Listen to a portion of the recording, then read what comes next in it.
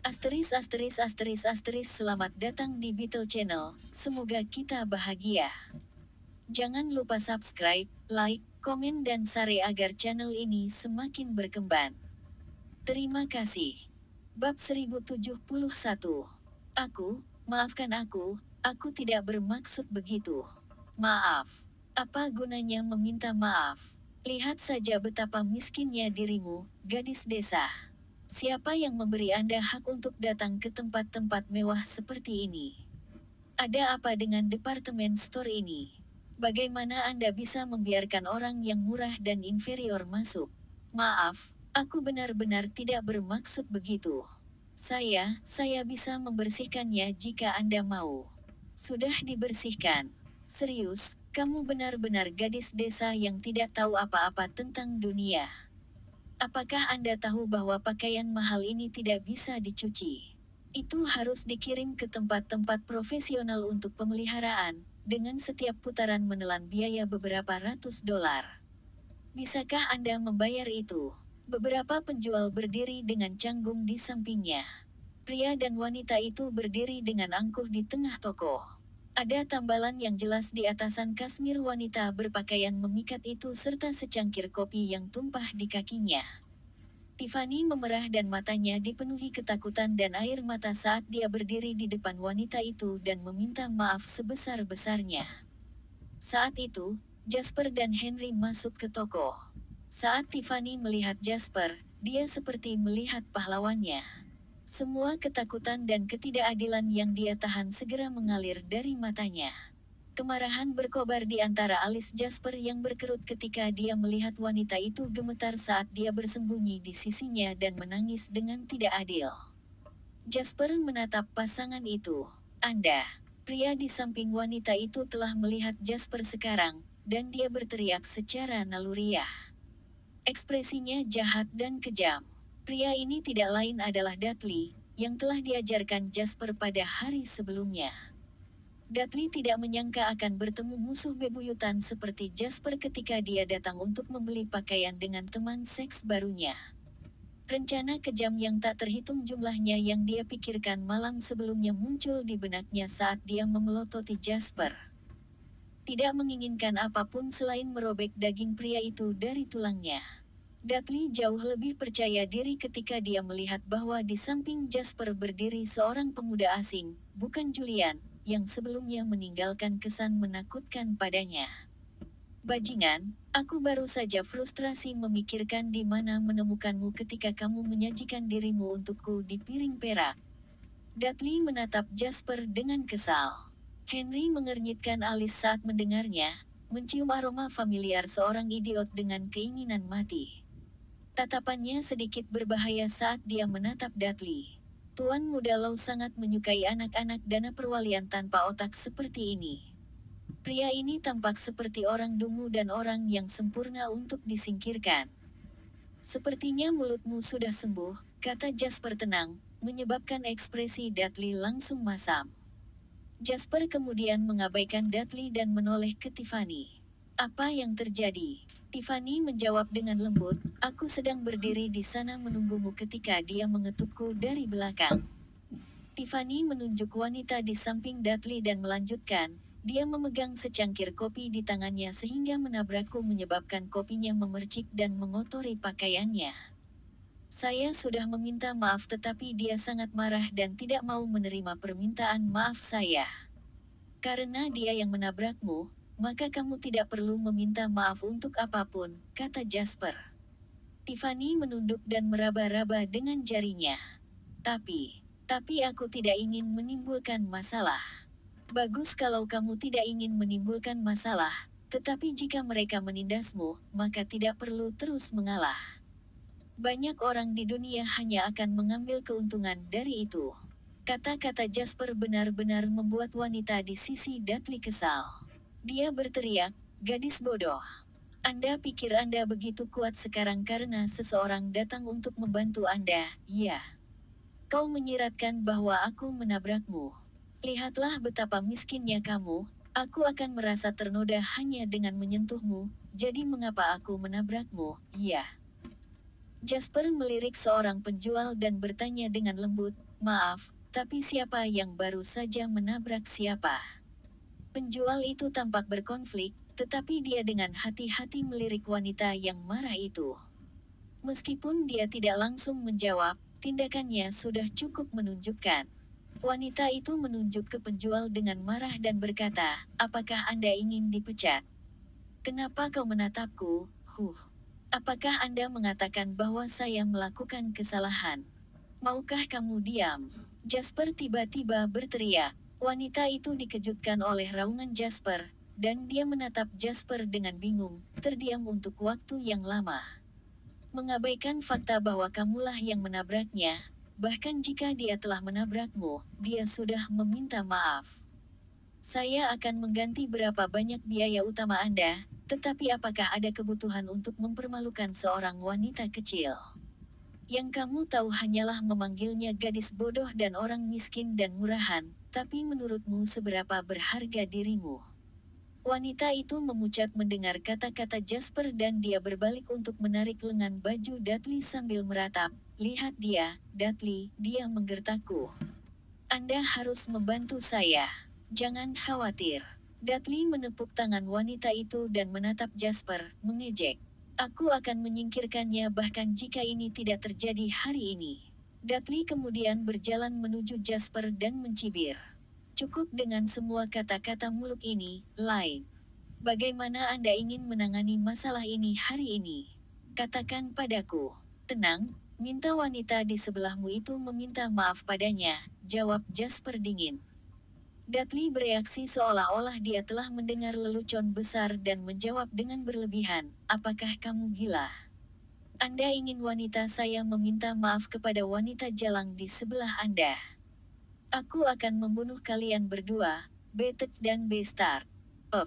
Henry tidak bisa menahan tawa.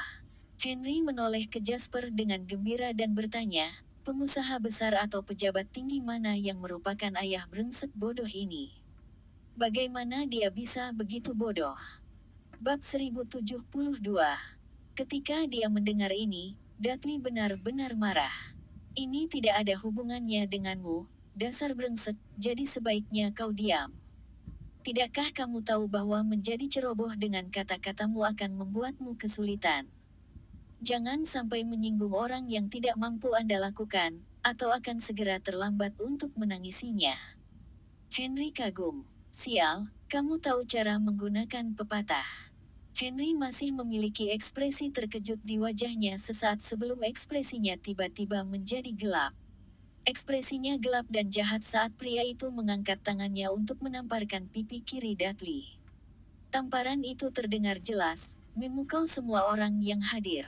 Dudley terhuyung-huyung karena kekuatan tamparan itu dan hampir jatuh ke lantai.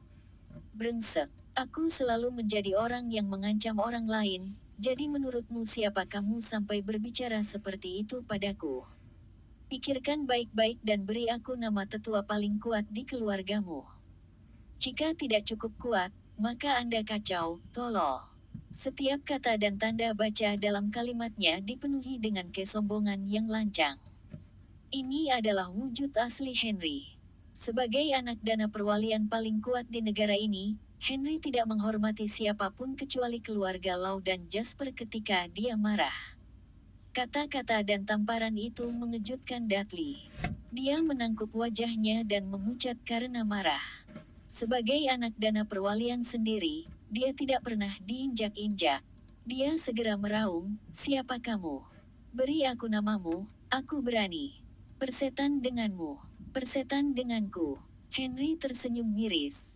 "Namanya Law, dari Harbor City. Bagaimana kalau kamu meniduriku sendiri jika kamu begitu kuat?" Dudley meludahkan seteguk busa. "Hukum. Omong kosong bajinganmu, aku belum pernah mendengar nama itu sebelumnya. Jadi bagaimana jika Anda dari Harbor City? Ini adalah daratan sialan, bukan kota pelabuhan yang sangat kecil sehingga seluruh kota dapat mendengar Anda saat Anda batuk. Bahkan seekor naga pun mendengarkan panggilanku di sini. Aku akan mengingat tamparan ini dan aku akan membuatmu membayarnya 10 kali lipat." Tanpa sepatah kata pun, Henry mengangkat tangan kanannya dan meninju perut Dudley. Ini bukan pukulan ringan. Henry menang dalam pertarungan amatirnya dengan 3 hingga 5 orang, jadi anak dana perwalian yang tidak layak seperti Dudley bukan tandingannya. Dudley bahkan tidak punya waktu untuk menghindari pukulan itu, jadi dia menerima pukulan itu sepenuhnya. Dia meringkuk seperti udang yang dimasak dan terengah-engah saat dia berbaring di lantai, mata dan mulutnya terbuka lebar. Bukan itu saja, karena Henry kemudian mengangkat kakinya untuk menginjak kepala Dudley saat dia berbaring di lantai. Dudley hampir berakhir merangkak di tanah. Sejujurnya, aku paling mencintai orang-orang sepertimu. Semua yang Anda semburkan adalah omong kosong. Anda bodoh, dan Anda tahu Jack *T. Semua bajingan lain yang memahami tatanan alam akan menyerah begitu mereka mendengar hukum nama keluargaku. Tidak menyenangkan mengalahkan mereka sama sekali, tapi kamu baik-baik saja. Anda masih bisa menyemburkan kotoran. Persetan denganmu. Dudley segera meledak setelah semua penghinaan yang terpaksa dia tanggung. Dia berbalik untuk melempar kaki Henry sebelum dia bangkit untuk menerkam Henry. Henry mengejek dan menamparkan pipi kanan Dudley dengan punggung tangannya saat pria itu menerkam. Wajah Dudley kehilangan bentuknya karena kekuatan tamparan itu, dan dia meludahkan seteguk kecil busa berlumuran darah. Dengan wajah bengkak, dia meraung, "Beraninya kau menamparku lagi." Pada saat itu, wanita yang mengikuti Dudley ketakutan dan dia menjerit.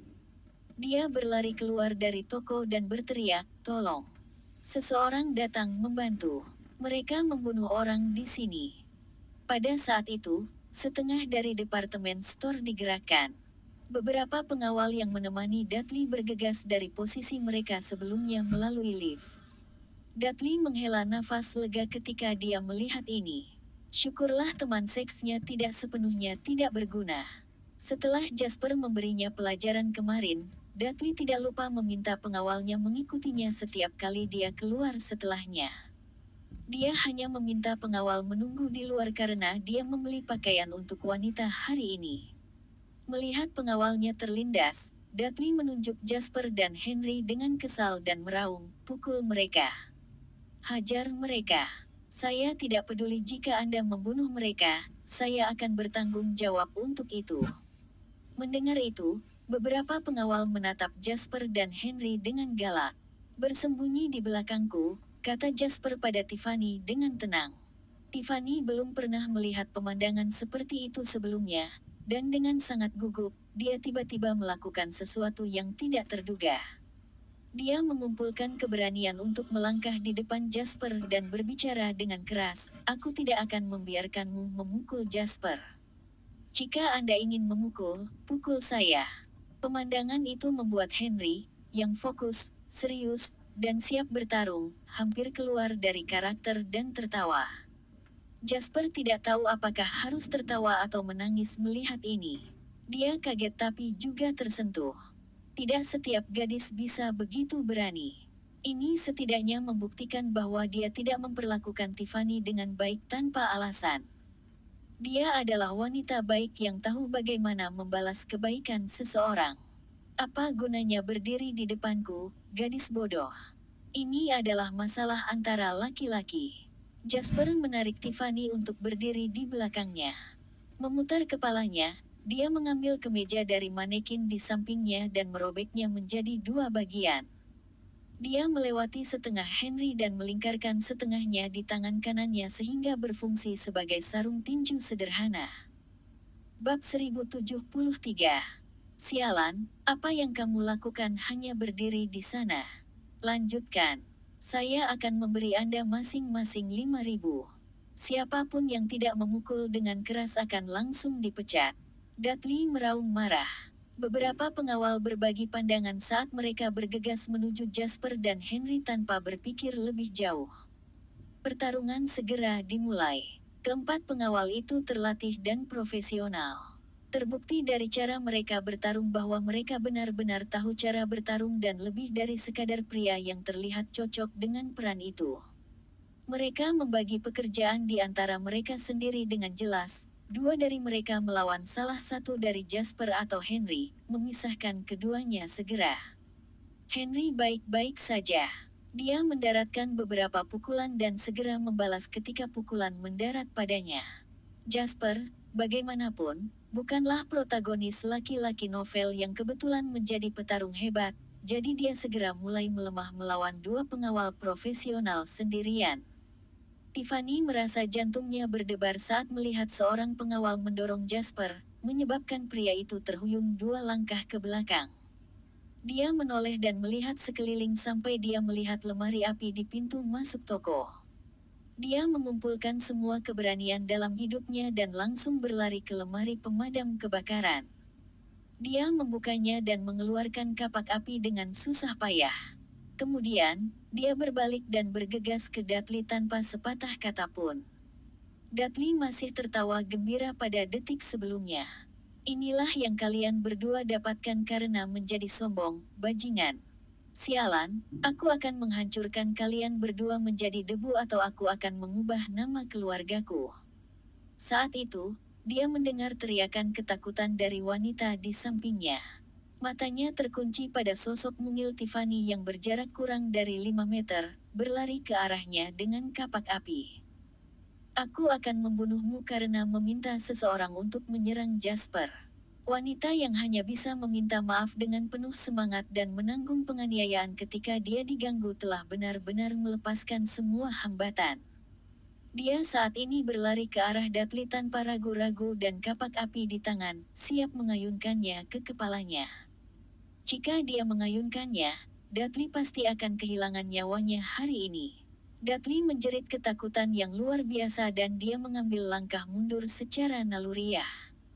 Hanya untuk menabrak wanita yang sekarang melompat ke belakang sosoknya, menggunakan dia sebagai perisainya. Dudley tidak punya waktu untuk meneriakkan kata-kata kotor ketika dia tersandung dan jatuh ke lantai. Namun, Tiffany hanyalah seorang wanita lemah. Dia hanya memiliki kekuatan untuk mengangkat kapak api, tetapi dia tidak bisa mengendalikan lintasannya. Dudley melangkah mundur, jatuh, dan Tiffany memejamkan mata saat dia mengayunkan kapak ke bawah. Itu jatuh dengan ledakan keras.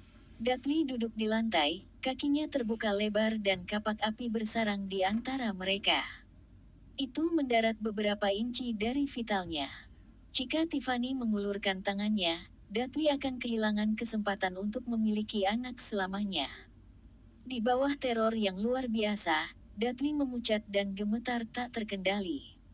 Sebelum kelegaan membanjirinya, dia merasakan pantatnya memanas dan semburan cairan hangat keluar dari bawahnya. Semua orang terkejut ketika mereka melihat genangan kuning yang menyengat. Dudley mengencingi dirinya sendiri karena ketakutan. Bersambung, terima kasih telah menyaksikan dan mendukung channel ini.